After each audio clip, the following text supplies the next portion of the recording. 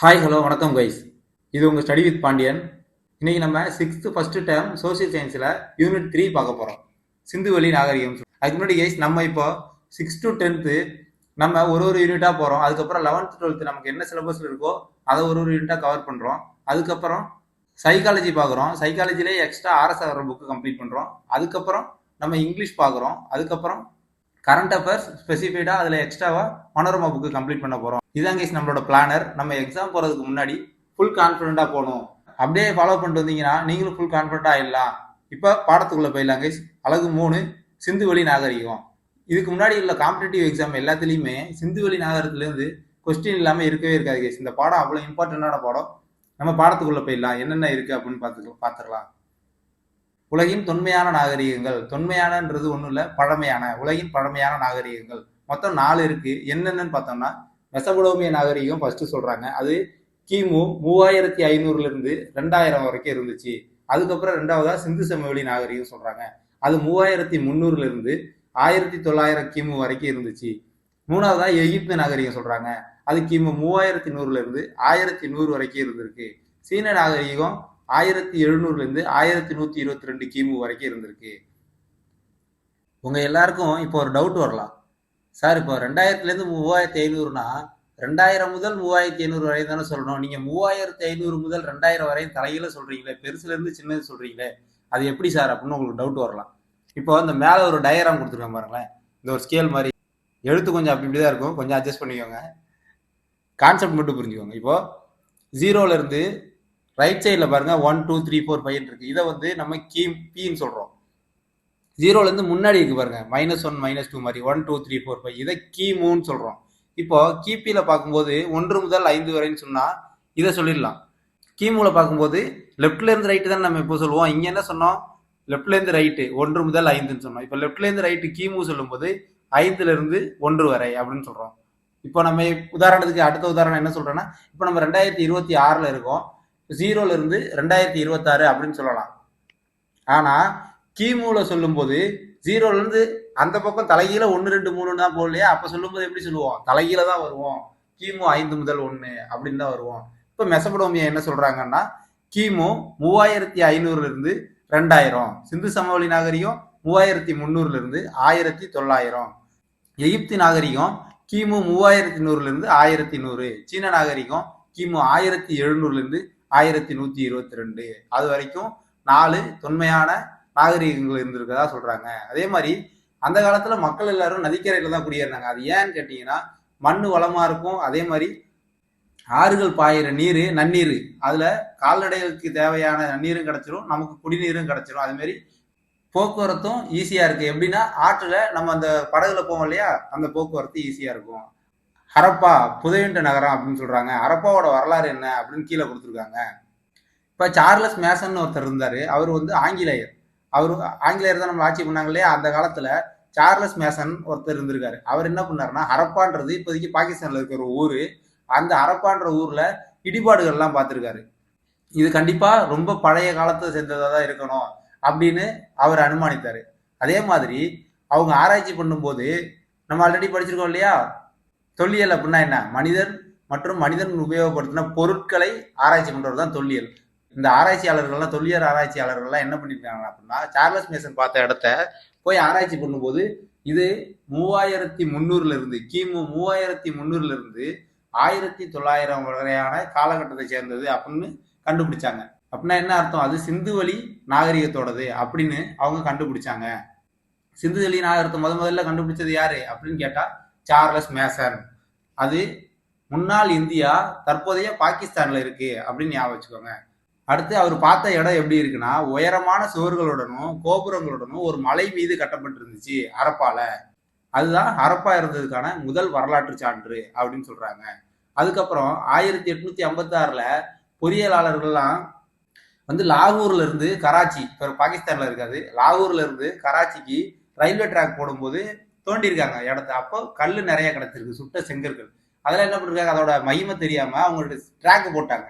இதை வந்து தொல்லியலாளர்கள் பார்க்கும்போது இது வந்து ரொம்ப பழங்காலத்தை சேர்ந்தது அப்படின்னு ஆராய்ச்சி பண்ணும்போது அது சிந்துவெளி நாகரிகத்தை சேர்ந்தது அப்படின்னு அவங்களுக்கு தெரிய வந்திருக்கு. இப்ப ஹரப்பா நாகரிகத்தின் இடிபாடுகளை முதல்ல கண்டுபிடிச்சவர் யாரு? Charles Mason. நம்ம சார்லஸ் ஆலன் ஒருத்தரை பார்த்தோம். எங்க பார்த்தோம்? ஃபர்ஸ்ட் யூனிட்ல பார்த்தோம். The search for the India's lost emperor, அசோகரை பத்தி ஒரு நூல் எழுதினார்ல, அது சார்லஸ் ஆலன். ஹரப்பா நகரத்தின் இடிபாடுகளை முதல்ல தனது நூலில் விவரித்தவர் யாரு? சார்லஸ் மேசன் அப்படின்னு ஞாபகம் வச்சுக்கோங்க. டிஃபரன்ஷியேட் பண்ணி படிச்சுக்கோங்க, அப்பதான் உங்களுக்கு ஈஸியா இருக்கும் ஞாபகம் வச்சுக்கிறதுக்கு. அடுத்து 1924 இந்திய தொல்பொருள் ஆய்வுத்துறையின் இயக்குனர் ஜான் மார்ஷல் என்ன பண்ணாருன்னா, ஹரப்பாவிற்கும் மொஹஞ்சதாரோக்கும் இடையே பொதுவான அம்சங்கள் இருக்காத கண்டுபிடிச்சாரு. எப்படின்னா, இவர் மொஹஞ்சதாரோன்னு ஒரு ஊருக்கு போறாரு. இந்த மொஹஞ்சதாரோன்றது பாகிஸ்தான்ல இருக்க ஒரு ஊர். அந்த ஊருக்கு போறாரு ஜான் மார்ஷல் 1924. இவர் ஆர்கியாலஜிக்கல் சர்வே ஆஃப் இந்தியா அப்படின்னு சொல்லுவாங்க, இந்திய தொல்லியல் ஆய்வுத்துறையின் இயக்குனராக இருந்திருக்காரு. அப்ப மொஹஞ்சதாரோவுக்கு போகும்போது அங்கேயும் பழங்காலத்தை சேர்ந்த கற்கள் இதெல்லாம் பார்த்திருக்காரு. அப்படி பார்க்கும்போது இவர் ஆராய்ச்சி பண்ணும்போது இது ஹரப்பால பார்த்தாரு இல்லையா சார்லஸ் மேசன், அது கூட ஒத்து போகுது. அப்ப மொஹஞ்சதாரோவும் ஹரப்பா நாகரிகத்தோட சேர்ந்த ஒரு பொதுவான அம்சங்களை கொண்டு இருக்கு, இதுவும் அந்த காலகட்டத்தை சேர்ந்ததாக தான் இருக்கணும் அப்படின்னு ஜான் மார்ஷல் கண்டுபிடிக்கிறாரு. அடுத்து ஒரு தகவல் பேழை பார்க்குறோம். என்ன அப்படின்னா, நாகரிகம் என்ற சொல் பண்டைய லத்தீன் மொழி சொன்னால சிவிஸ் என்பதிலிருந்து பெறப்பட்டதா. இதன் பொருள் நகரம். சிவிஸ் அது லத்தீன் மொழி சொல்லு, அதோட பொருள் நகரம். இது வரைக்கும் காம்படிட்டிவ் எக்ஸாம்ஸ்லாம் ஒரு கொஸ்டின் கேட்குறாங்க. என்ன கொஸ்டின் கேட்டீங்கன்னா, ஒரு வார்த்தை கொடுத்து இது எந்த மொழி சொல் அப்படின்னு கேட்குறாங்க. அது என்னென்னா, இந்த 6th புக்ல இது வரைக்கும் நம்ம 4 பார்த்துருக்கோம். என்னென்னா, முதல்ல நம்ம ரோபோட்டா பார்த்தோமா. ரோபோட்டான்றது செக்கஸ்லோவியா வார்த்தை. அதோட பொருள் என்னன்னா, உத்தரவுக்கு படிந்த ஊழியர் அப்படின்னு இது பார்த்தோம். ரெண்டாவது ஹிஸ்டோரியான்னு ஒன்று பார்த்தோம். ஹிஸ்டோரியாங்கிறது கிரேக்க வார்த்தை. அதன் பொருள் என்னன்னு பார்த்தோம்னா, விசாரிப்பதன் மூலம் கற்றல் அப்படின்னு பார்த்தோம். அடுத்து மானுடவியல். மானுடவியல்னா ஆந்த்ரோபாலஜின்னு பார்த்தோம். இது ஒரு கிரேக்க வார்த்தை அப்படின்னு பார்த்தோம். ஆந்த்ரோபோஸ்னா மனிதன் பொருள்படும். லோகோஸ்னா எண்ணங்கள் அல்லது காரணங்கள் பொதுப்படும். இப்ப முதல்ல பார்த்தது செக்கஸ்லோவியா வார்த்தை, அடுத்த 2 கிரேக்கம், இப்ப லத்தீன் வார்த்தை பார்க்கிறோம். சிவிஸ் அப்படின்னா நகரம் அப்படின்னு பொருள். நாகரிகம் என்ற வார்த்தை சிவிஸ்ல இருந்து எடுக்கப்பட்டது. அடுத்து தொல்லியலாளர்கள் புதையுண்ட நகரத்தை எப்படி கண்டுபிடிக்கிறாங்க அப்படின்னு ஒரு பாக்ஸ் கொடுத்துருக்காங்க. இதுல அவங்க மனிதர்கள், அந்த காலத்து மனிதர்கள் பயன்படுத்தினாங்க இல்லையா பொருள்கள், அதை வச்சு தொல்லியலாளர்கள் ஆராய்ச்சி பண்ணுவாங்க.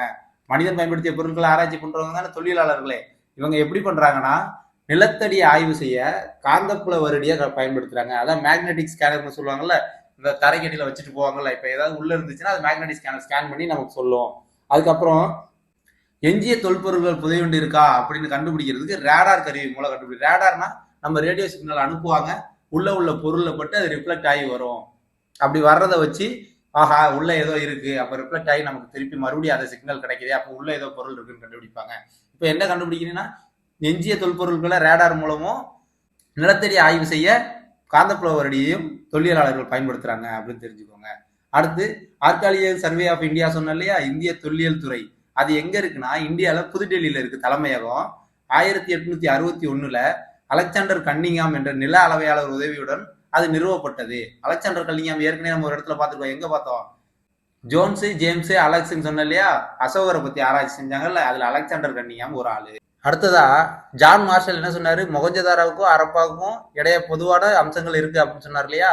அங்க மொஹஞ்சதாரோவில் இருக்க மண்பாண்டங்கள் மற்றும் ஹரப்பால இருக்க மண்பாண்டங்கள் ரெண்டையும் ஆராய்ச்சி பண்றாங்க. அதுல இருந்து என்ன தெரியுதுன்னா, மொஹஞ்சதாரோவோட ஹரப்பா கொஞ்சம் பழமையானது. ஹரப்பா முதல்ல உருவாச்சு, அதுக்கப்புறம் மொஹஞ்சதாரோ உருவாச்சு அப்படின்னு கண்டுபிடிக்கிறாங்க. இப்ப ஹரப்பா தான் பழமையானது இல்லையா, அதனால சிந்துவெளி நாகரிகத்தை ஹரப்பா நாகரிகம்னு சொல்றாங்க. ஹரப்பா நாகரிகம்னா மொஹஞ்சதாரோவும் சேர்ந்தது. தனியா ஹரப்பா அப்படின்னா அது ஒரு ஊரு, அது சிந்துவெளி நாகரத்துல ஒரு ஊரு அப்படின்னு ஞாபகம் வச்சுக்கோங்க. அடுத்து காலவரையறை. சிந்துவெளி நாகரிகத்தோட காலவரையறை பார்க்குறோம். புவி எல்லை எங்கன்னா தெற்கு ஏசியா.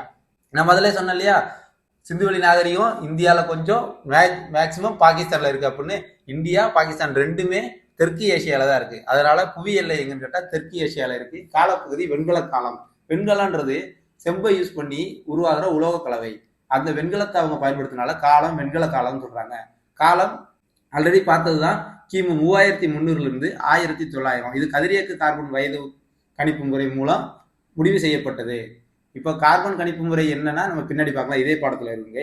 பரப்பு 13 லட்சம் சதுர கிலோமீட்டர் மொத்தமா சிந்துவெளி நாகரிகம். நகரங்கள் 6 பெரிய நகரங்கள் இருந்துச்சு, 200க்கும் மேற்பட்ட கிராமங்கள் இருந்துச்சு. தகவல் பிழை பார்க்குறோம். வெண்கல காலன்றது ஒண்ணு இல்லை கைஸ், மக்கள் வெண்கலத்தை பயன்படுத்துனது தான் வெண்கல காலம்.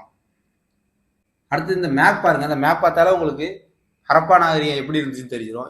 இதுதான் அந்த கிரீன் கலர் இருக்குல்ல, இது ஹரப்பா நாகரிகம்னு சொல்றாங்க. இங்க கூட பாருங்க, ஹரப்பான்ற ஊர் இங்க ஒண்ணு இருக்கு, மொகஞ்சதாரோன்ற ஊர் இங்க இருக்கு பாருங்க. மொத்தமா சேர்த்து ஹரப்பா நாகரிகம். ஆனா அதுல ஹரப்பான்ற ஒரு ஊர் இருக்கு, மொகஞ்சதாரோன்னு ஒரு ஊர் இருக்கு, நிறைய ஊர் இருக்கு. இந்த பாருங்க லோத்தல், இந்த காளிபங்கன் ராஜஸ்தான்ல இருக்கு, இந்த லோத்தல் வந்து குஜராத்ல இருக்கு, இந்தியாவில கொஞ்சம் இருக்கு, மேஜர் பாகிஸ்தான்ல இருக்கு. இதுதான் ஹரப்பா நாகரிகம் அப்படின்னு சொல்றாங்க மொத்தமா. இந்த ஹரப்பா நாகரிகத்தை நகர நாகரிகம் அப்படின்னு சொல்றாங்க. ஏன்னா சிறப்பான திட்டமிடல் இருக்கு, கட்டிடக்கலை வேலைப்பாடு இருக்கு. அப்பெல்லாம் பில்டிங்லாம் கிடையாது இல்லையா, இவங்க பில்டிங்லாம் கட்டிருக்காங்க செங்கலை வச்சு. தூய்மைக்கும் பொது சுகாதாரத்துக்கும் கூட அதிக முன்னுரிமை கொடுத்திருக்காங்க. அதே மாதிரி அளவுகள் வந்து தரப்படுத்தப்பட்ட அளவுகள் யூஸ் பண்ணியிருக்காங்க, அளவீடுகளும் எடைகளும். அதனால இதை வந்து ஹரப்பா நாகரிகத்தை ஒரு நகர நாகரிகம் அப்படின்னு சொல்றாங்க. ஹரப்பா நாகரிகத்தின் தனித்தன்மை என்ன அப்படின்னு கேட்டீங்கன்னா, ஹரப்பா நாகரிகம் திட்டமிடப்பட்ட நகரம்னு பார்த்தோம். இதுல 2 பகுதி இருக்கு. ஒன்னு மேல் நகர அமைப்பு, இன்னொன்னு கீழ் நகர அமைப்பு. நான் இந்த மேப்ல சொல்றேன் பாருங்க. இந்த மேப் பார்த்துக்கோங்க. மேல் நகர அமைப்பு அப்படிங்கிறது மேற்கு பக்கம் இருக்கும். அதோ பாருங்க, இது வந்து மேற்கு பகுதி, இது வந்து ஹரப்பா நகரத்தோட மேற்கு பகுதி. நம்ம எப்பவுமே கீழே இருந்து மேலே போனா வடக்கு நோக்கி போறோம்னு சொல்லுவோம். நம்ம மேப் பார்த்தோம் அப்படின்னா நம்மளோட லெப்ட் ஹேண்ட் சைட்ல மேற்கு பகுதின்னு சொல்லுவோம், ரைட் ஹேண்ட் சைடு கிழக்கு பகுதின்னு சொல்லுவோம். இப்போ இந்தியா இருக்கா, கீழே இருந்து மேலே இது வடக்கு, வடக்குல இருந்து மேற்கு, இது மேற்கு. லெப்ட் சைடு போனா மேற்கு. இப்போ லெப்ட் சைடு இது இருக்கு இல்லையா, மொகஞ்சதாரோ, கோட்ஜி, இந்த அம்ரி, இதெல்லாம் இது வந்து மேட்டு பகுதி அப்படின்னு சொல்றாங்க. மேற்க இருக்கிறது மேட்டு பகுதின்னு சொல்றாங்க, கிழக்க இருக்கிறது தாழ்மையான பகுதின்னு சொல்றாங்க. இந்த இதுல தானே மொகஞ்சதாரோலாம் இருக்கு. மேல்நகர அமைப்பு நான் ஆல்ரெடி சொன்னது. அடுத்து மேட்டு பகுதி இருக்குல்ல, உயரமான பகுதி, அங்கதான் வந்து நகர நிர்வாகிகள்லாம் இருந்திருக்காங்க. பெருங்குளமும் தானிய களஞ்சியமும் அந்த மேட்டு பகுதியில தான் இருந்திருக்கு. அதே மாதிரி கீழ்நகர அமைப்புன்னு சொல்றாங்க. கிழக்கு பகுதி கொஞ்சம் தாழ்வான பகுதி, உயரம் கம்மியானது, அங்கதான் பொதுமக்கள் இருந்திருக்காங்க. ஆனா கிழக்கு பகுதி தான் பரப்பளவுல அதிகம், பொதுமக்கள் இருந்த இடம் தான் பரப்பளவுல அதிகம். கீழ்நகர பகுதி, மேல்நகர பகுதி நகர நிர்வாகிகள் இருந்தது. அடுத்து மெகர்கர் சிந்து சமவெளி நாகரத்துக்கு முன்னோடின்னு சொல்றாங்க. மெகர்கர்ன்றது ஒண்ணு இல்லை, அது வந்து புதிய கற்கால மக்கள் வாழ்ந்த இடம். இப்ப நம்ம என்ன பார்த்தோம், இந்து சமவெளி மக்கள் வெண்கல காலத்தை சேர்ந்தவங்கன்னு பார்த்தோம். அது உலோக கண்டுபிடிப்புக்கு அப்புறம். மனிதர்கள் முதல்ல கண்டுபிடிச்ச உலோகம் செம்பு, அதுக்கப்புறம் வெண்கலம். இதெல்லாம் உலோகம் கண்டுபிடிச்சதுக்கு அப்புறம். உலோகம் கண்டுபிடிக்கிறதுக்கு முன்னாடி கற்களை தான் பயன்படுத்தினாங்க இல்லையா. கற்களை பயன்படுத்துறதுலே பின்காலத்துல போனோம்னா நம்ம ஃபர்ஸ்ட் யூனிட் பார்த்த மாதிரி பழைய கற்காலம்னு சொல்லுவோம். இப்ப பழைய கற்காலத்துக்கும் உலோக காலம், உலோகத்தை கண்டுபிடிச்சதுக்கு உலோக காலம், உலோக காலத்துக்கு நடுவில் இருக்கிறத நம்ம என்ன சொல்லுவோம், புதிய கற்காலம்னு சொல்லலாம் இல்லையா. ஆனா பழைய கற்காலம் முடிஞ்சிருச்சு, புதிய கற்காலம் ஆரம்பிச்சிச்சு, அதுக்கப்புறம் உலோகம் கண்டுபிடிச்சிட்டாங்க. இந்த புதிய கற்காலத்தை சேர்ந்த மக்கள் தான் மெகர்கர்ல வாழ்ந்திருக்காங்க. அது எப்போனா, நம்ம இப்ப பார்த்தோம், பார்த்தோம் 5000 ஆண்டுகளுக்கு முன் நாகரிகம் உருவாச்சுன்னு. இவங்க பாருங்க, மெகர்கர்ன்றது கிமு 7000 ஒட்டிய காலத்திலேயே இருந்திருக்காங்க அங்க மக்கள். அப்படின்னா என்ன அர்த்தம், நாகரிகத்தின் முன்னோடி. ஏன்னா நாகரிகம் உருவாகிறதுக்கு கொஞ்சம் முன்னாடி, 5000 நாகரிகம் உருவாச்சு, 7000 வந்திருக்காங்க. நாகரிகம் உருவாகிறதுக்கு கொஞ்சம் முன்னாடி. அதனால சிந்துவெளி நாகரிகத்தின் முன்னோடி மெகர்கர் அப்படின்னு சொல்றாங்க. அடுத்து தெருக்களும் வீடுகளும். தெருக்கள்ல வந்து பாதைகள் வந்து கிழக்கு மேற்காகவும் வடக்கு தெற்காகவும் இருந்துச்சு. ஒன்றை ஒன்று செங்குத்தா வெட்டுச்சு. சாலைகள்லாம் அகலமானவும் வளைவான முறைகள் கொண்டதாகவும் இருந்துச்சு. அதான் பேசிக்கா வந்து கட்டுமானங்கள் இருந்துச்சு. ஒரு நகரம் மாதிரியே இருந்திருக்கு கைஸ். அந்த காலத்திலேயே நகரம் மாதிரியே கட்டி இருந்திருக்காங்க. அதனாலதான் சிந்து சமவெளி நாகரிகம், அதன் நகர நாகரிகம்னு நம்ம சொல்றோம். அடுத்து பெருங்குளம் பார்த்தோம் கைஸ். நம்ம மேட்டு பகுதி, மேற்கு பகுதி, மேட்டு பகுதி, அங்கதான் தானிய களஞ்சியம் பெருங்குளம் இருக்குல்ல. பெருங்குளம் மொகஞ்சதாரோல இருக்கு. இது ஒரு கொஸ்டின் கைஸ். பெருங்குளம் எங்க இருக்கு அப்படின்னா மொகஞ்சதாரோல இருக்கு. எப்படி ஞாபகம் வச்சுக்கீங்கன்னா, பெருங்குளத்துல முதல் எழுத்து துணை எழுத்து இருக்கா, மொகஞ்சதாரோ மோல முதல் எழுத்து துணை எழுத்து இருக்கா, பெருங்குளம் மொகஞ்சதாரோல இருக்குன்னு ஞாபகம் வச்சுக்கோங்க. அதே மாதிரி பெருங்குளத்துல நீர்கள் வெளியில கசியாம இருக்கிறதுக்காக அந்த காலத்திலேயே பல அடுக்குகள் கொண்ட இயற்கை தாரை பூசியிருக்காங்க எல்லா பக்கமும். அதே மாதிரி பெருங்குளத்தோட 4 சைடு இருக்குல்ல, 4 பக்கம் இருக்குல்ல, அந்த 4 பக்கத்துல 3 பக்கத்துல அறைகள் உருவாக்கி இருந்திருக்காங்க. வடக்குல இருந்தும் தெற்குல இருந்தும் படிக்கட்டு இருந்திருக்கு கைஸ், உள்ள இறங்கி போறதுக்கு. அதுக்கப்புறம் தானிய களஞ்சியம் பாக்குறோம். தானிய களஞ்சியம் எங்க இருக்கு அப்படின்னு கேட்டா அது ஹரப்பால இருக்கு. தானிய களஞ்சியம் எதுக்கு பயன்படுத்தினாங்கன்னா, விளையிற தானியங்களை சேமிச்சு வைக்கிறதுக்காக பயன்படுத்தப்பட்டதுதான் தானிய களஞ்சியம். அடுத்ததா இந்தியால இருக்க ஹரியானா மாநிலத்துல ராகி கர்கரி அப்படின்னு ஒரு ஊர் இருக்கு. அந்த ஊர்ல ஒரு தானிய களஞ்சியத்தை கண்டுபிடிக்கிறாங்க.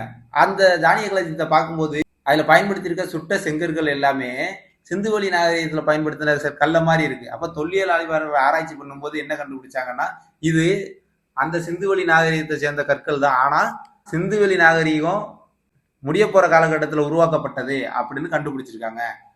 அதனால தொல்லியல் ஆய்வாளர்கள் என்ன சொல்றாங்கன்னா, முதிர்ச்சி அடைஞ்ச ஹரப்பா காலத்தை சேர்ந்தது. அதாவது முதிர்ச்சி அடைஞ்சதுன்னா எப்ப?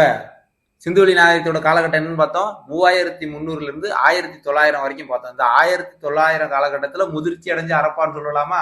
அந்த முதிர்ச்சி அடைஞ்ச அரப்பா நாகரிகத்தை சேர்ந்தது அப்படின்னு கண்டுபிடிச்சிருக்காங்க. எந்த ஊர்னா ஹரியானா, ராகி கற்கரியில தானிய களஞ்சியம். அடுத்ததான் மாபெரும் கட்டடங்கள். மொஹஞ்சதாரோல ஒரு மிகப்பெரிய பொது கட்டடம் இருந்துச்சு. அதை கூட்ட அரங்குன்னு சொல்றாங்க. அதுல மொத்தமா 20 தூணு 4 வரிசையில இருந்திருக்கு. சிந்துவெளி மக்கள் தரப்படுத்தப்பட்ட எடைகள் மற்றும் அளவீடுகளை பயன்படுத்தியிருக்காங்க. அவங்க சக்கரம் வச்ச வண்டிகளை பயன்படுத்தியிருக்காங்க. எப்படி சக்கரம்னா ஆரக்கால்கள் இல்லாத சக்கரம்.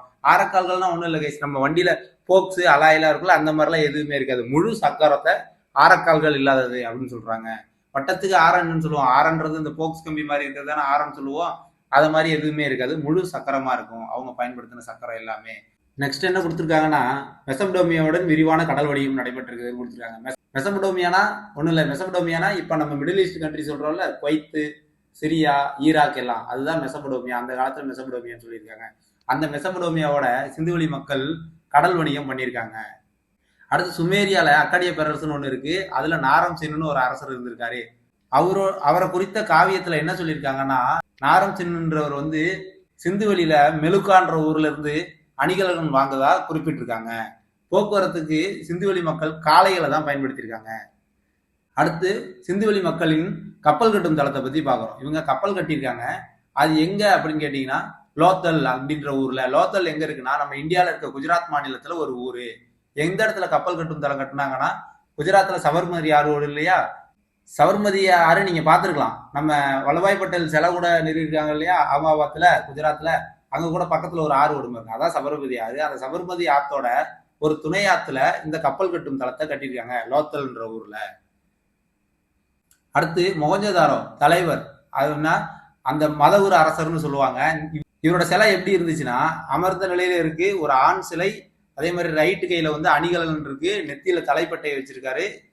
அதுக்கப்புறம் இடது தோல்ல பூக்கள் வளையங்கள் வடிவமைப்பில் அடங்கப்பட்ட ஒரு மேலங்கியால் மூடப்பட்டுள்ளது. மேலங்கினா நம்ம தோல்ல போடுவோம் இல்லையா துண்டு, அந்த மாதிரி போட்டிருந்தாரு அப்படின்னு சொல்றாங்க. பூக்களால் அடங்கப்பட்டது. அடுத்து குஜராத் மாநிலத்துல லோத்தல் எங்க பார்த்தோம், சிந்துவெளி மக்களோட கப்பல் கட்டும் தளம் லோத்தல்னு பார்த்தோம். அதே மாதிரி அதே லோத்தல்ல தந்தத்தினாலான அளவுகோல் இருக்கும். அதுல 1704 மில்லிமீட்டர் வரையிலான சிறிய அளவுகள் பொறிக்கப்பட்டிருக்கான். இப்போ நம்ம மில்லிமீட்டர், மீட்டர் அதுக்கான தகவலாம் ஆல்ரெடி நம்ம பார்த்துருக்கோம் ஃபர்ஸ்ட் யூனிட்ல. இதுல என்ன சொல்ல வராங்கன்னா, 1704 மில்லிமீட்டர் அளவு வரைக்கும் சிறிய அளவுகள் பயன்படுத்தியிருக்காங்களா. அந்த காலகட்டத்தில், எந்த காலகட்டத்தில், கிமு 3000 இருந்து 1900 வரைக்கும் இருக்க காலகட்டத்திலேயே மிகச்சிறிய அளவு எதுன்னு கேட்டா இதை தான் சொல்றாங்க. அடுத்து மனிதர்களால் முதலில் கண்டுபிடிக்கப்பட்டு மற்றும் பயன்படுத்தப்பட்ட உலகம் எது, செம்பு அப்படின்னு சொல்றாங்க. அடுத்து வெங்கலத்தாலான சிறிய பெண் சிலை ஒண்ணு எங்க இருக்கு, மொஹஞ்சதாரோல இருக்கு. இதை நடன மாது அப்படின்னு சொல்றாங்க. இது ப்ரீவியஸ் இயர் கொஸ்டின் கேஸ். நடன மாது சிலை எங்க இருந்ததுன்னு கேட்டா அது மொஹஞ்சதாரோல இருக்கு. அந்த நடன மாது சிலைய ஜான் மார்ஷல் பார்க்கும்போது என்ன சொன்னாருன்னா, ஜான் மார்ஷல் எங்க நம்ம பார்த்தோம் 1924 மொஹஞ்சதாரோக்கும் அரப்பாக்கும் இடைப்பட்ட அம்சங்களை சொன்னார் இல்லையா, ஒரே மாதிரி அம்சங்கள் இருக்கு அப்படின்னு. அவதான் அந்த ஜான் மார்ஷல் தான். அந்த ஜான் மார்ஷல் என்ன சொன்னாருன்னா, இந்த சிலையை பார்த்ததும் இது கண்டிப்பா இந்த காலகட்டத்தை சேர்ந்தது இல்ல, இது மிக பழமையானதுதான், 3000 அட்லீஸ்ட் 3000 வருஷத்துக்கு முன்னாடி இது இருக்கும் அப்படின்னு சொன்னாரு. அதை தொல்லியல் ஆய்வாளர்கள் ஆராய்ச்சி பண்ணும்போது ஆமா இது 3000 வருஷத்துக்கு முன்னாடி உள்ளதுதான், இது சிந்துவெளி நாகரிகத்தை சேர்ந்தது அப்படின்னு சொன்னாங்க. நெக்ஸ்ட் கேவிடி பாக்குறோம். கொற்கை கேவிடி இங்கிலீஷ் வச்சுக்கோங்க. கொற்கை வஞ்சி தொண்டி அப்படின்னு சொல்றாங்க. இது எங்க இருக்குன்னா பாகிஸ்தான்ல இருக்கான். பாகிஸ்தான்ல இன்றும் கொற்கை வஞ்சி தொண்டி மத்ரை உரை கூடல் நகர் என்ற பேர் கொண்ட இடங்கள்லாம் இருக்கு. எல்லாம் தமிழ் பேரா இருக்கு இல்லையா, பாகிஸ்தான்லயும் தமிழ் யூஸ் பண்ணிருக்கான்றதான் சொல்ல வராங்க. அடுத்து கொற்கை பூம்புவார் அப்படின்னு பேர் வச்ச ஊர்லாம் ஆப்கானிஸ்தான்ல கூட இருக்கான். ஆப்கானிஸ்தான்ல ஓடுற ஆறுக்கு பேர் கூட எப்படி வச்சிருக்காங்கன்னா காவிரி, பொருன்னு வச்சிருக்காங்க. அதே மாதிரி பாகிஸ்தான்ல ஓடுற ஆறுகளுக்கு காவிரி வாலா மற்றும் பொருணை அப்படின்னு பேர் வச்சிருக்காங்க. இதுல இருந்து என்ன தெரியுதுன்னா, ஏதாவது கனெக்ஷன் இருக்கலாமோ அப்படிங்கிறது தொல்லியல் துறைகளோட அனுமானிப்பு. அடுத்து சிந்துவெளி நாகரிகத்திலிருந்து நம்ம ஒரு சிலதெல்லாம் எடுக்க முடியல. என்னென்னு கேட்டீங்கன்னா, சிந்துவெளி எழுத்து எழுதியிருக்காங்க, அவங்க எழுத்து முறை பயன்படுத்தியிருக்காங்க. ஆனா அதெல்லாம் இன்னும் வரைக்கும் நம்மளால படிச்சு புரிஞ்சு கொள்ள முடியல. அது என்ன லாங்குவேஜ், எப்படி அதை எழுதியிருக்காங்கன்னு யாருக்கும் தெரியல. அதை படிச்சு நம்மளால புரிஞ்சுக்க முடியல. உடை என்ன யூஸ் பண்ணுவாங்கன்னா, மேக்சிமம் பருத்தி ஆடைகளை தான் அவங்க பயன்படுத்தியிருக்காங்க. அதே மாதிரி நூலை சுற்றி வைக்கிறதுக்கு சுழல் அச்சுகள் வச்சிருந்திருக்காங்க. கம்பளி ஆடைகளும் யூஸ் பண்ணியிருக்காங்க. அடுத்து ஆபரணங்களை பத்தி சொல்றாங்க. ஆண் பெண் இருவரும் விரும்பி ஆபரணங்கள் அணிஞ்சிருக்காங்க. கழுத்தணி, நம்ம தான் செயின், வளையல், மோதிரம், காதணி, எல்லாமே அவங்க போட்டிருந்திருக்காங்க. அடுத்து தகவல் பேடை பார்த்தோம்னா சிந்துவெளி மக்கள் இரும்பு மற்றும் குதிரையின் பயனை அறிந்திருக்கவில்லை அப்படின்னு சொல்றாங்க. அவங்களுக்கு என்னென்ன தெரியும், போக்குவரத்துக்கு என்ன பயன்படுத்தினாங்க, காளை. காளை என்ன காலம், வெண்கல காலம். இரும்பும் குதிரையும் அவங்களுக்கு தெரியாது. நெக்ஸ்ட், சிந்துவெளி மக்கள் ஆபரணம் செய்ய சிவப்பு நிற மணிக்கற்களை பயன்படுத்திருக்காங்க. இதை இது ஒரு வருஷம் கொஸ்டின் கேஸ். என்ன கேட்டாங்கன்னா, சிவப்பு நிற மணிக்கற்கள் பயன்படுத்தல, கார்னலியன் அப்படின்னு கேட்டாங்க. இங்கிலீஷ்ல இருக்கு பாருங்க, கார்னலியன். இந்த கார்னலியனை தான் அவங்க பயன்படுத்திருக்காங்க ஆபரணம் செய்ய சிந்துவெளி மக்கள். அடுத்து இவங்க சக்கரத்தின் பயனையே அறிஞ்சிருக்காங்க. அதை வச்சுதான் அவங்க பானையெல்லாம் செஞ்சிருக்காங்க. இவங்களோட மட்பாண்டங்கள்ல எப்படி இருக்குன்னு பாத்தீங்கன்னா, சக்கரத்தை வச்சு சுத்தி தான் மட்பானைகள் உருவாக்கியிருக்காங்க. அதுக்கப்புறம் தீயில சுட்டிருக்காங்க. சிவப்பு நிற மட்பாண்டங்கள் சிந்து சமவெளியோடது. அது மேல கருப்பு நில வண்ணங்கள் பூசப்பட்டு இருந்துச்சு. சமய நம்பிக்கை. சமய நம்பிக்கைன்னா ஒண்ணு இல்லை கைஸ், நம்ம சாமி கும்பிடுறோம்ல, அதுதான். அவங்களோட வழிபாடு அப்புறம் மத நடைமுறைகளை பத்தி எந்த ஒரு ஆதாரமுமே இல்லை. அதே மாதிரி அங்க கிடைக்கப்பட்ட பெண் சிலைகள் மூலம் சிந்துவெளி மக்களால் தாய் தெய்வ வழிபாடு இருந்திருக்கலாம் அப்படின்னு தெரியுது. இப்ப பார்த்தோம் இல்லையா, நம்ம சிந்துவெளியோட காலகட்டம் என்ன, கிமு 3300 இருந்து 1900. இந்த 1900க்கு அப்புறம் என்ன சார் நடந்துச்சு அப்படின்னு கேட்டீங்கன்னா, அதுக்குதான் இங்க காரணம் கொடுத்துருக்காங்க. ஹரப்பா நாகரிகம் சரிய தொடங்கியது. ஏன் அப்படின்னு கேட்டீங்கன்னா, ஆற்றின் கரையில தானே இருந்துச்சு. ஆற்றோட கரையில தான் அப்ப எல்லாமே உருவாக்கப்பட்டுச்சு. ஆற்றின்ல வெள்ளம் வந்திருக்கலாம், சுற்றுச்சூழல் மாற்றம், அதுக்கப்புறம் படையெடுப்பு நிறைய ஆரம்பிச்சிருச்சு, இயற்கை சீற்றம், காலநிலை மாற்றம், காடுகள் அழிதல், தொற்று நோய் தாக்குதல். இந்த காரணங்களால ஹரப்பா நாகரிகம் சரிய தொடங்கி இருக்கலாம். முதல்ல எழுத்து வடிவம் இருக்கே, அதை கண்டுபிடிச்சது யாருன்னா சுமேரியர்கள். மொகஞ்சதாரோல தொல்பொருள் ஆராய்ச்சி நிறுவனம் நடைபெறும். தொல்பொருள் ஆராய்ச்சினா என்ன, மனிதர்கள் பயன்படுத்திய பொருள் ஆராய்ச்சி பண்ற இடம் தொல்பொருள் ஆராய்ச்சி இடம். அது நடைபெற இடத்த உலக பாரம்பரிய தலமா யுனெஸ்கோ அறிவிச்சிருக்காங்க. அடுத்து சிந்துவெளி நாகரிகத்தோட ஃபேக்ட்லாம் பார்க்குறோம். என்னென்னா, உலகின் மிக பழமையான நாகரிகங்கள் ஒன்று இதுதான். பழமையான 4 நாகரிகம் பார்த்தோம்ல முதல்ல நம்ம, அதுல பரப்பளவுல மிகப்பெரியது சிந்துவெளி நாகரிகம் தான். பரப்பளவு எவ்வளவு பார்த்தோம், 13 லட்சம் சதுர கிலோமீட்டர். அதே மாதிரி உலகின் முதல் திட்டமிடப்பட்ட நகரங்கள் இங்கதான் இருந்திருக்கு. மேம்பட்ட சுகாதாரம் மற்றும் வடிகால் அமைப்பு, சுத்தம் மற்றும் சுகாதாரப்பட்ட உணர்வு கூட இவங்கள்ட்ட இருந்திருக்கு. முதல்ல நான் சொன்னேன் இல்லையா, சிந்துவெளி நாகரிகத்தோட காலகட்டம் கிமு 3300 இருந்து 1900. கதிரியக்க கார்பன் முறையில கண்டுபிடிச்சாங்க அப்படின்னு அதுதான் கொடுத்துருக்காங்க. கதிரியக்க கார்பன் வயது கரப்புரை எப்படி பயன்படுத்தினாங்க அப்படின்னா, தொல்லியல் ஆய்வாளர்கள் பயன்படுத்துவாங்க. கதிரியக்க கார்பன் முறையில கதிரியக்க ஐசோடோப்பான கார்பன் 14 C14 பயன்படுத்துவாங்க. இதை வச்சு எப்படின்னா, உலகத்துல கார்பனுக்குள்ள மதிப்பு என்னன்னா, உலகத்துல உள்ள எல்லா பொருளையுமே கார்பன் இருக்கும். இந்த கார்பன் வருஷமாக கொஞ்சம் கொஞ்சமா குறையும். இந்த C14 கார்பன் 14 கதிரியக்க ஐசோடோப்பு பயன்படுத்தும் போது அதுல உள்ள கார்பனோட அளவை வச்சு அதோட வயதை கண்டுபிடிப்பாங்க. இப்படிதான் தொல்லியலாளர்கள் C14 கதிரியக்க முறையை வச்சு ஒரு பொருளோட வயதை கண்டுபிடிக்கிறாங்க. இதுதான் கதிரியக்க கார்பன் வயது கணிப்பு முறை. நெக்ஸ்ட், மொகஞ்சதாரோவில் காணப்பட்ட பெருங்குளம்னு ஒன்று பார்த்தோம்ல, அதுதான் உலகத்திலேயே கட்டப்பட்ட பொதுக்குளம் அப்படின்னு சொல்றாங்க. நேச்சுரலா இல்லாம மனுஷனால கட்டப்பட்ட முதல் பொதுக்குளம் எதுன்னா மொகஞ்சதாரோவில் இருக்கிற பொதுக்குளம் தான். அடுத்து நாகரிகத்தின் பரப்பளவுல கொடுத்துருக்காங்க. மேற்குல என்ன, மேற்குல பலுச்சிஸ்தான் மக்ரான் கடற்கரை வரை, கிழக்குல காகர் ஹாக்ரா நதி பள்ளத்தாக்கு, வடகிழக்குல ஆப்கானிஸ்தான் சொல்றாங்க, தெற்குல மகாராஷ்டிரா வரை பரவி இருந்தது. இதை நீங்க இப்போதைக்கு சும்மா பார்த்து வயசு, இது 9th இன்டெப்தா இருக்கு, உங்களுக்கு அதுதான் கேட்பாங்க. இதை சும்மா பார்த்து வச்சுக்கோங்க, அவ்வளவுதான். உலக மண்ணாளில் சிந்துவெளி நாகரிகத்தோட காலகட்டத்துல உலகத்துல என்னென்ன இருந்துச்சு அப்படின்னு சொல்றாங்க. இப்போ பிரமிடு, கிசா பிரமிடு கட்டப்பட்டுச்சு குஃபு மன்னனால அப்படின்னு சொல்றாங்க. அடுத்து ஊர் ஜிகரட் அப்படின்றது நம்மு என்ற அரசனால சின் என்ற சந்திர கடவுளுக்கு கட்டப்பட்டது, அது மெசபடோமியா. அடுத்து அபிசிமல்ன்றது எகிப்துல உள்ள ஒரு ஊரு. எகிப்து அரசன் 2ஆம் ராமசிஸ் இரட்டை கோயில அங்க கட்டியிருக்காரு. இதோட இந்த பாடம் முடிஞ்சிச்சு. நம்ம அப்படியே வழக்கம் போல குயிப்பர் ரிவிஷன் ஒன்று பார்த்துடலாம். இப்போ கற்பனையில கொண்டு வாங்க. இந்த பாடத்துல என்னென்ன பார்த்தோம்னா அப்படியே ஒரு ரீவைண்ட் அடிச்சிடலாம். முதல்ல இந்த பாடத்துல 4 தொன்மையான நாகரிகம் பார்த்தோம். மெசபடோமியா, சிந்து, எகிப்து, சீன நாகரிகம் பார்த்தோம். இதுல சிந்துவெளி நாகரிகத்தோட இயர் மட்டும் தெரிஞ்சுக்கலாம். கிமு 3300 இருந்து 1900 வர. அதுக்கப்புறம் ஹரப்பான்றது ஒரு புதையுண்ட நகரம்னு பார்த்தோம். முதல்ல சார்லஸ் மேசன் அப்படிங்கிறவரு ஹரப்பா நகரத்தின் இடுபாடுகளை தனது நூல்ல விவரிச்சார் அப்படின்னு பார்த்தா அவர் ஒரு ஆங்கிலேயர். அடுத்ததாக அவரு பாகிஸ்தான்ல உள்ள ஹரப்பான்ற ஊர்ல உயரமா கட்டப்பட்ட இடிபாடுகளை கண்டறிந்தார்னு பார்த்தோம். அதுதான் ஹரப்பா இருந்ததுக்கான முதல் சான்று. அதுக்கப்புறம் 1856 லாகூர்ல இருந்து கராச்சிக்கு ரயில் பாதை போடும்போது பொறியியலாளர்கள் சுட்ட செங்கற்களை எடுத்தாங்க. இந்த சுட்ட செங்கற்கள் ஹரப்பா காலத்தை சேர்ந்தது அப்படின்னு பார்த்தோம். அடுத்து 1924 ஆர்கியாலஜிக்கல் சர்வே ஆஃப் இந்தியா இந்திய தொல்லியல் துறையோட இயக்குனர் ஜான் மார்ஷல் என்ன பண்ணாரு, மொகஞ்சதாரோட ஆராய்ச்சி பண்ணாரு. இதுவும் ஹரப்பாவோட ஒத்த அம்சங்களை கொண்டு இருக்கு அப்படின்னு சொன்னாரு. அடுத்ததா 2 இடத்துலயும் இருக்க மட்பாண்டங்களை எடுத்து தொல்லியல் துறை ஆராய்ச்சி செய்யும் போது மொகஞ்சதாரோட ஹரப்பா பழமையானது அப்படின்னு கண்டுபிடிச்சாங்க. இதனாலதான் ஹரப்பா நாகரிகம் அப்படின்னு சொல்றோம். அடுத்து நாகரிகம் என்ற சொல் வந்து சிவிஸ் என்கிற லத்தீன் வார்த்தையிலிருந்து பெறப்பட்டது. இதன் அர்த்தம் என்னன்னு கேட்டீங்கன்னா நகரம். நெக்ஸ்ட் ஒரு பாக்ஸ்ல ஏஎஸ்ஐ பத்தி பார்த்தோம். ஏஎஸ்ஐனா ஆர்காலஜிக்கல் சர்வே ஆஃப் இந்தியா, இந்திய தொல்லியல் துறை. இது 1861 நில அளவையாளரான அலெக்சாண்டர் கன்னிங்ஹாம் அவரோட உதவியோட நிறுவப்பட்டுச்சு அப்படின்னு பார்த்தோம். அடுத்ததா இதோட தலைமையிடம் நம்ம புதுடெல்லியில இருக்கு. அடுத்து காலவரையறை பார்த்தோம்.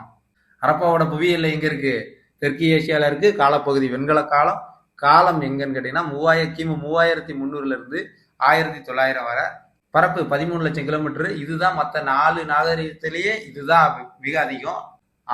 6 நகரங்கள், 200க்கும் மேற்பட்ட கிராமங்கள் அப்படின்னு பார்த்தோம். நெக்ஸ்ட் ஹரப்பா நாகரிகம் ஒரு நகர நாகரிகம் பார்த்தோம். இதை 2ஆ பிரிச்சிருந்தாங்க. ஒன்று மேல் நகர அமைப்பு, இன்னொன்று கீழ் நகர அமைப்பு. மேல் நகர அமைப்பு மேற்கு பகுதியில் இருந்துச்சு, சற்று உயரமானது. நகர நிர்வாகிகள் அங்கே இருந்தாங்க. பெருங்குளமும் தானிய களஞ்சியமும் அங்கே இருந்துச்சு. கீழ்நகர அமைப்பு பரப்பளவு அதிகமானது, கிழக்கு பகுதியில் இருந்தது. உயரம் குறைவான இடம், பொதுமக்கள் அங்கே வாழ்ந்தாங்கன்னு பார்க்குறோம். அதே மாதிரி மெகர்கர் அப்படிங்கிறது சிந்து சமவெளியின் முன்னோடின்னு பார்க்குறோம். இந்த மெகர்கர் எங்கே இருக்குன்னு பார்த்தீங்கன்னா பாகிஸ்தான் நாட்டில் உள்ள பலுச்சிஸ்தான்ற மாநிலத்தில் உள்ள போலன் ஆற்றங்கரையில இருக்கு. அடுத்ததா இந்த மெகர்கர் வந்து புதிய கற்காலத்தை சார்ந்ததுன்னு பார்த்தோம். கிமு 7000 இருந்ததுன்னு பார்த்தோம். அடுத்து பெருங்குளம். பெருங்குளம் எங்க இருக்கு? மொகஞ்சதாரோல இருக்கு. உலகுல முதல்ல கட்டப்பட்ட குளம் இதுதான். நீர்கசியாமல் இருக்கு. என்ன பண்ணாங்க? இயற்கை தாளால பல அடுக்குகள் பூசியிருந்தாங்க. குளத்துல பக்கவாட்டுல 3 புறமும் அறைகள் இருந்துச்சு. வடக்குலையும் தெற்குலையும் இறங்கி போக படிக்கட்டுகள் இருந்துச்சு. அடுத்து தானிய களஞ்சியம் ஹரப்பால இருக்குன்னு பார்த்தோம். இது தானியங்களை சேமிச்சு வைக்க பயன்படுது. அதே மாதிரி முதிர்ச்சி அடைந்த ஹரப்பா காலத்தை சேர்ந்த செங்கற்களால் கட்டப்பட்ட தானிய களஞ்சியம் எங்க இருக்குன்னு பார்த்தோம். இந்தியாவில் ஒன்று இருக்கு இல்லையா? எங்க இருக்கு? ஹரியானா மாநிலத்துல ராகிர் கிர்கரியில இருக்கு. அடுத்து மொகஞ்சதாரோல ஒரு பொது கட்டடம் இருக்கு. இதை கூட்ட அரங்குன்னு பார்த்தோம். இதுல வந்து 20 தூண்கள் 4 வரிசையில இருக்குன்னு பார்த்தோம். அதே மாதிரி சிந்துவெளி மக்கள் வந்து தரப்படுத்தப்பட்ட எடைகள் மற்றும் அளவை பயன்படுத்தினார்கள். ஆரக்கால் இல்லாத சக்கரத்தை பயன்படுத்தினாங்க. அதே மாதிரி மெசபடோமியாவுடன் கடல் வணிகத்தில் ஈடுபட்டாங்க. அடுத்து சுமேரியாவின் அக்காடிய பேரரசன் நாரம்சின் அப்படிங்கிற வந்து சிந்து சமவெளியில இருக்கிற மெலுகா அப்படின்ற இடத்துல இருந்து அணிகலன் வாங்கிட்டு போனதா நாரம்சின் குறித்த காவியத்துல இருக்கு. போக்குவரத்துக்கு என்னத்தை பயன்படுத்தினாங்கன்னா காளைகள். கப்பல் கட்டும் தளமும் எங்க இருக்குன்னா லோத்தல் குஜராத்ல இருக்கு. சபர்மதி ஆற்றின் துணை ஆற்றுல. மதகுரு அரசன் சிலை எங்க இருக்குன்னா மொகஞ்சதாரோல. லோத்தலில் கண்டுபிடிக்கப்பட்ட தந்தத்துல 1704 மில்லிமீட்டர் வரை சிறிய அளவீடுகள் உள்ளது. அந்த காலகட்டத்துல இதுதான் மிகச்சிறிய அளவு அப்படின்னு பார்த்தோம். அடுத்ததா மனிதனால் முதலில் கண்டுபிடிக்கப்பட்டு பயன்படுத்தப்பட்ட உலோகம் என்னன்னு பார்த்தோம். செம்பு. அடுத்தது நடனமாது சிலை பார்த்தோம். அந்த நடனமாது சிலை எங்க இருந்துச்சுன்னா வெண்கலத்தானால சிலை. இது எங்க இருந்துச்சுன்னா மொகஞ்சதாரோல கண்டுபிடிக்கப்பட்டாங்க. அதை பத்தி ஜான் மார்ஷல் என்ன சொன்னாரு? இது கண்டிப்பா 3000 வருஷத்துக்கு முன்னாடியா தான் இருக்கணும் அப்படின்னு சொன்னாரு. அதே மாதிரி தொல்லியல் துறை என்ன கண்டுபிடிச்சாங்கன்னா இது சிந்து செம்மொழி நாகரிகத்தை சேர்ந்தது. இது 3000 ஆண்டுகள் பழமையானது தான் அப்படின்னாங்க. அடுத்து கேவிடி பத்தி பார்த்தோம். கேவிடி கொற்கை, வஞ்சி, தொண்டி இதெல்லாம் பாகிஸ்தான்ல இருக்கு. அது போக மத்துரை, கூடல் அப்படின்ற ஊர்லாம் பாகிஸ்தான்ல இருக்குன்னு பார்த்தோம். அடுத்த ஆறுகளா பார்த்தோம்னா பாகிஸ்தான்ல காவிரி, வாலா, பொருணை அப்படின்னு ஆறுகள் இருக்கதா பார்த்தோம். ஆப்கானிஸ்தான்ல என்னென்ன ஆறுகளா இருக்க பார்த்தோம். காப்ரி, பொருன்ஸ் அப்படின்னு ஆறுகளா இருக்க பார்த்தோம். இது வந்து தமிழ் பேர்களை பிரதிபலிக்கிற மாதிரி இருக்குன்னு பார்த்தோம். நெக்ஸ்ட் சிந்து சமவெளி எழுத்துக்களை என்ன பண்ண முடியல. இது வரைக்கும் யாராலையுமே அதை கண்டுபிடிக்க முடியல. அவங்க என்ன எழுதியிருக்காங்கன்னு நம்மளால படித்து புரிஞ்சு கொள்ள முடியல. நெக்ஸ்ட் சிந்துவெளி மக்கள் இரும்பு மற்றும் குதிரையை அறிந்திருக்கவில்லை. உலோகம்னு பார்த்தா வெண்கலத்தை பயன்படுத்தினாங்க. போக்குவரத்துன்னு பார்த்தா காளையை பயன்படுத்தினாங்க. அதனால இரும்பு குதிரையா அவங்களுக்கு தெரியாது. அதே மாதிரி ஆவரணம் செய்ய என்ன பண்ணியிருந்தாங்க? கார்னெலியன் சிவப்பு நிற மணிக்கற்களை பயன்படுத்தியிருந்தாங்க. இவங்களோட மட்பாண்டங்கள்லாம் சுடப்பட்டு சிவப்பு நிறத்துல இருந்துச்சு. மேல கருப்பு நிறத்துல வர்ணம் பூசி இருந்தாங்க. நெக்ஸ்ட் கிமு 1900 ஹரப்பா நாகரிகம் சரிய தொடங்கிருச்சுன்னு பார்த்தோம். அதுக்கான காரணங்கள்லாம் என்னென்னு பார்த்தோம். அடுத்து என்ன பார்க்குறோம்? யுனெஸ்கோ என்ன பண்ணியிருக்கு? மொகஞ்சதாரோல தொல்பொருள் ஆராய்ச்சி நடக்குது இல்லையா? அந்த இடத்த உலக பாரம்பரிய தலமா அறிவிச்சிருக்கு. பழமையான நகரங்கள்ல அதிக பரப்பளவு கொண்டது எது? சிந்துவெளி நாகரிகம். உலகின் முதல் திட்டமிடப்பட்ட நகரங்களும் சிந்துவெளி நாகரிகத்துல தான் இருக்கு. முதல் எழுத்து வடிவத்தை கண்டுபிடிச்சது யாருன்னா சுமேரியர்கள்னு பார்த்தோம். கடைசியில என்ன பார்த்தோம்னா கதிரியக்க கார்பன் முறை C14 முறையை பத்தி பார்த்தோம். அந்த C14 முறை எப்படி பண்ணாங்கன்னு நான் உங்களுக்கு சொன்னேன் இல்லையா? இந்த C14 முறையை பத்தி பார்த்தோம். அவ்வளவுதான் கைஸ். ஒரு குயிக் ரிவிஷன் நம்ம அடிச்சு முடிச்சாச்சு. நெக்ஸ்ட் நம்ம புக் பேக் போயிடலாம். நான் இப்போ புக் பேக் கொஸ்டின் உங்களுக்கு ஷோ பண்ணுறேன், அதை பாஸ் பண்ணி வச்சுட்டு உங்களால் இப்போ நம்ம பார்த்ததை வச்சு உங்களால் அதை கிளியர் பண்ண முடியுதான்னு பாருங்கள், உங்களால் அந்த ஆன்சர் கண்டுபிடிக்க முடியுதான்னு பாருங்கள். முதல்ல சரியான விடையை தேர்ந்தெடு. இதில் 3 இருக்குது. கூற்று காரணம் இருக்குது. கூற்று காரணம் ஒரு 5 இருக்குது. அடுத்து பொருந்தாததை வட்டமிடு ஒன்று இருக்குது. தவறான இணையை தேர்ந்தெடு ஒன்று இருக்குது. அடுத்து கோடிட்ட இடத்தை நிரப்புங்க வந்து ஒரு 4 இருக்குது. சரியா தவறா ஒரு 4 இருக்குது. பொறுத்துக ஒன்று இருக்குது. மொத்தமாக பாஸ் பண்ணி வச்சுட்டு உங்களால் ஆன்சர் கண்டுபிடிக்க முடியுதான்னு பாருங்கள். இப்போ நம்ம ஆன்சருக்கு போயிடலாம் கைஸ். சிந்துவெளி மக்கள் எந்த உலோகங்களை பற்றி அறிந்திருந்தனர் அப்படின்னு கேட்டிருக்காங்க. அவங்களுக்கு என்ன தெரியாது? இரும்பை பற்றி தெரியாது. இந்த ஆப்ஷனில் பாருங்களேன், 2, 3, 4 இந்த 3 ஆப்ஷன்லையுமே இரும்பு இருக்கு. 1ல் பாருங்க இரும்பு இல்லை, அவங்களுக்கு இரும்பை பற்றி தெரியாது. இப்போ இரும்பு இல்லாத ஆப்ஷன் நம்ம தேர்ந்தெடுக்கலாம். Option A. சிந்துவெளி நாகரிகம் எக்காலத்தை சேர்ந்தது? அவங்க எந்த காலத்தை சேர்ந்தாங்க? வெண்கல காலம். அப்போ அது உலோக காலம். ஆற்றங்கரைகள் நாகரிக தொட்டில்கள் என அழைக்கப்பட காரணம்? கேஸ் உங்கள்கிட்ட சொல்லணும்னு நினைச்சேன், மறந்துட்டேன், சாரி, என்னோட மிஸ்டேக் தான். இந்த ஹரப்பா நாகரிகம் இருக்குல்ல, இதை சிந்துவெளி நாகரிகம் சொல்றாங்க. ஏன் தெரியுமா? அது நம்ம சிந்து நதி இருக்கு இல்லையா, அந்த நதியை பேஸ் பண்ணி அமைக்கப்பட்ட நாகரிகம். அதனாலதான் அதை சிந்துவெளி நாகரிகம் அப்படின்னு சொல்றாங்க. அதே மாதிரி தான் மற்ற எல்லா நாகரிகங்களும், மெசபடோமியா, எகிப்து, சிந்துவெளி, சீனா, இந்த எல்லா நாகரிகமுமே ஒவ்வொரு ஆற்றங்கரை ஓரத்துல தான் இருக்கு. இது எல்லாத்தையும் நம்ம ஃபியூச்சர்ல ஹையர் ஸ்டடீஸ்ல படிக்கலாம். இப்போதைக்கு சிந்து நதியில இருக்கிறது தான் சிந்துவெளி நாகரிகம் பார்த்துக்கோங்க. நம்ம கொஸ்டின்ல போயிடலாம். 3வது கொஸ்டின், ஆற்றங்கரைகள் நாகரிக தொட்டில்கள் என அழைக்கப்பட காரணம் என்ன அப்படின்னு பார்த்தீங்கன்னா, மண் மிகவும் வளமானதால். ஆமாம், மண் அங்கே வளமாக தான் இருக்கும். சீரான காலநிலை. ஆமாம், சீரான காலநிலை. போக்குவரத்துக்கும் அது பயனுள்ளதாக இருக்கும். ஆனால் இதை 3மே வச்சு நம்ம நாகரிக தொட்டில்னு சொல்ல மாட்டோம். பெரும்பாலான நாகரிகங்கள் ஆற்றில் கரையில் தோன்றியதுனால தான் நம்ம நாகரிக தொட்டில் சொல்லுவோம். இதுக்கு ஆப்ஷன் 4. பெரும்பாலான நாகரிகங்கள் ஆற்றின் கரைகள் தோன்றியது தான் ஆன்சரு. கூற்றை காரணத்தோடு பொறுத்துக. சரியான விதையை தேர்ந்தெடு. ஓகே, ஃபர்ஸ்ட் கொஸ்டின், கூற்று என்ன சொல்றாங்கன்னா, ஹரப்பா நாகரிகம் ஒரு நகர நாகரிகம் எனலாம். ஆமா, அது நகர நாகரிகம் தான். காரணம் என்ன சொல்றாங்கன்னா, திட்டமிடப்பட்ட நகர அமைப்பு, மேம்பட்ட கழிவுநீர் அமைப்பு. சரிதான், கூற்றும் காரணமும் சரி. 2வது கொஸ்டின், கூற்று ஹரப்பா நாகரிகம் வெண்கல காலத்தை சேர்ந்தது. அது சரி. காரணம், ஹரப்பா மக்களுக்கு இரும்பின் பயன் தெரியாது. 2மே சரிதாங்க. கூற்றும் காரணமும் சரி. அவங்களுக்கு இரும்பும் குதிரையும் தெரியாது. 3வது கொஸ்டின், கூற்று ஹரப்பா மக்களின் பொறியியல் திறன் குறிப்பிடத்தக்கது. காரணம், கடலின் அலைகள், ஓதங்கள் நீரோட்டத்தை கணித்த பின் கப்பல் கட்டும் தளத்தை கட்டி இருப்பது. ஆமா, நம்ம குஜராத்ல பார்த்தோம் இல்லையா, குஜராத்ல லோக்கல்ன்ற இடத்துல கப்பல் கட்டும் தளம் இருக்குல்ல. கப்பல் கட்டும் தளத்தை வந்து நீங்க சும்மா கட்ட முடியாது கைஸ். நீங்க வந்து அதிக காற்றோ அலைகளோ அதிகமா இருக்க இடத்துல போய் நீங்க வந்து கப்பல் கட்டும் தளத்தை கட்டினீங்க அப்படின்னா அது கப்பல் தரைக்கு வந்து டேமேஜ் ஆகிறதுக்கு வாய்ப்பு இருக்கு. அதை கட்டும் போது நீங்க சரியா கட்டமைக்க முடியாததுக்கான வாய்ப்பு இருக்கு. இதுக்கு வந்து கூற்றும் காரணம் சரிதான். அவங்களோட பொறியியல் திறன் குறிப்பிடத்தக்கது தான். அதே மாதிரி நீரோட்டத்தை கணித்ததுக்கு அப்புறம் தான் கப்பல் கட்டும் தளத்தை கட்டியிருப்பாங்க. கூற்றும் காரணமும் சரி. 4வது கொஸ்டின், கீழே கூறப்பட்டுள்ள மொகஞ்சதாரோவை பற்றிய கூற்றுகளில் எவை சரியானவை? தங்க ஆபரணங்கள் பற்றி தெரியவில்லை. வீடுகள் சுட்ட செங்கற்களால் கட்டப்பட்டன. இது சரி.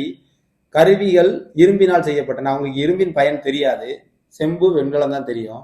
அது தவறு. பெருங்குளம் நீர் கசியாமல் இருக்கிறதுக்காக பல அடுக்குகளால் இயற்கை தார் கொண்டு பூசப்பட்டன. இது சரி. கீழ்காணும் கூற்றை ஆராய்க. நகரங்கள், தெருக்கள் வடிவமைப்பு மற்றும் செங்கல் அளவுகள் ஆகியவற்றில் சீரான தன்மை. ஒரு விரிவான மற்றும் நன்கு வடிவமைக்கப்பட்ட வடிகால் அமைப்பு. அதுவும் சரி. தானிய களஞ்சியம் ஹரப்பா நகரங்களில் முக்கியமான பகுதியாக விளங்கியது. சரி. 3மே சரிதான் கைஸ். இதுல ஆப்ஷன் 4 அனைத்தும் சரி. அடுத்து 6வது கொஸ்டின், பொருந்தாததை வட்டமிடு. காளைகள், ஆடுகள், எருதுகள், பன்றிகள், குதிரைகள். இதுல மற்ற எல்லாமே சிந்துவெளி மக்கள் பயன்படுத்தலாங்க. குதிரைகள் அவங்களுக்கு தெரியாது. இதுல குதிரைகள் தான் பொருந்தாதது. அடுத்து 7வது கொஸ்டின், தவறான இணையை தேர்ந்தெடு. ஏஎஸ்ஐ ஜான் மார்ஷல், கோட்டை தானிய களஞ்சியம், லோத்தல் கப்பல் கட்டும் தளம், ஹரப்பா நாகரிகம் காவிரி ஆறு. ஹரப்பா நாகரிகம் சிந்து ஆறு. இது வந்து தவறு கைஸ். காவிரி ஆறுல ஹரப்பா நாகரிகம் கிடையாது. கோடிட்டடத்தை நிரப்புக. டேஷ் மிக பழமையான நாகரிகம். மிக பழமையான நாகரிகம் எது? 4 இதுல மெசபடோமியா. நம்ம படிச்சோம்ல, மெசபடோமியா தான் பழமையான நாகரிகம். இந்தியாவில் தொல்லியல் ஆய்வுத்துறை டேஷ் என்ற நில அளவையாளர் உதவியுடன் தொடங்கப்பட்டது. யாரு? Alexander Cunningham. டேஷ் தானியங்கள் சேகரித்து வைக்க பயன்பட்டது. தானிய களஞ்சியங்கள். மக்கள் குழுக்களாக சேர்ந்து டேஷை உருவாக்குகிறார்கள், சமுதாயத்தை உருவாக்குகிறார்கள். சரியா தவறா? மெகர்கர் புதிய கற்கால மக்கள் வாழ்ந்த ஓர் இடமாகும். சரிதான். நம்ம பார்த்தோம்ல, பழைய கற்காலமும் இல்லாம உலக காலமும் இல்லாம நடுவுல இருந்தவங்க கிமு 7000த்துல. அது சரி. 2வது கொஸ்டின், இந்தியாவின் தொல்பொருள் ஆய்வியல் துறை தொல்பொருள் ஆராய்ச்சிக்கும் நாட்டின் கலாச்சார நினைவு சின்னங்கள் பாதுகாப்பிற்கும் பொறுப்பானது. இதுவும் சரிதான் கைஸ். தானிய களஞ்சியம் 3வது கொஸ்டின் பார்க்குறோம். தானிய களஞ்சியம் தானியங்களை சேகரித்து வைப்பதற்காக பயன்படுத்தப்பட்டது. சரிதான். 4வது, முதல் எழுத்து வடிவம் சீனர்களால் உருவாக்கப்பட்டது. நம்ம என்ன படித்தோம்? முதல் எழுத்து வடிவம் சுமேரியர்களால் உருவாக்கப்பட்டது. இந்த 4வது கொஸ்டின் தவறு. அடுத்து பொறுத்துக்க போகிறோம். முதல்ல மொகஞ்சதாரோ கொடுத்துருக்காங்க. மொகஞ்சதாரோ என்ன சொன்னோம்? இறந்தோர் மேடு அப்படின்னு சொல்லுவாங்க. நம்ம ஹரப்பாவை புதையுண்ட நகரம்னு சொல்லுவோம், மொகஞ்சதாரோவை இறந்தோர் மேடுன்னு சொல்லுவோம். 2வது கொஸ்டின், வெண்கலம் ஒரு உலோக கலவை, செம்பை பயன்படுத்தி உருவாக்கப்பட்ட ஒரு உலோக கலவை தான் வெண்கலம். வெண்கலம் உலோக கலவை. 3வது, கோட்டை. கோட்டை எங்க இருக்குன்னு பார்த்தோம்? மேடான பகுதி, அங்கதான் நகர நிர்வாகிகள் வாழ்வாங்க. மேற்கு பகுதின்னு பார்த்தோம் இல்லையா? கோட்டை மேடான பகுதி. கார்னிலியன் அப்படின்னா என்ன சொன்னேன்? சிவப்பு மணிக்கல். இதுதானே சிந்து மொழி மக்கள் வந்து ஆபரணம் உருவாக்க பயன்படுத்தினாங்க. அது கார்னிலியன், சிவப்பு மணிக்கல். இதோட இந்த பாடம் முடியுது கைஸ். ஹோப் உங்களுக்கு எல்லாரும் பிடிச்சிருக்குன்னு நம்புறேன். சப்ஸ்கிரைப் பண்ணுங்க, உங்க ஃப்ரெண்ட்ஸுக்கெல்லாம் ஷேர் பண்ணுங்க. நான் ஃபர்ஸ்டே சொன்ன மாதிரி நம்ம பிளானர் படி கரெக்டாக போகலாம். இந்த வாட்டி எக்ஸாம் அடிக்கலாம். Thank you guys.